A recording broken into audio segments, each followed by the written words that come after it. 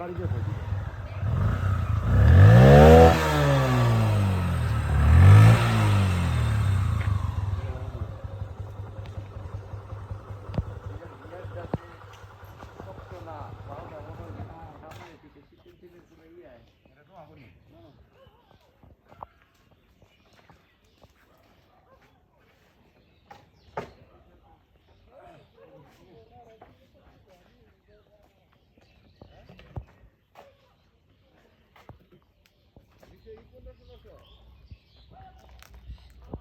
নিচে যায় মুক্তির আগে থাকা তাই না?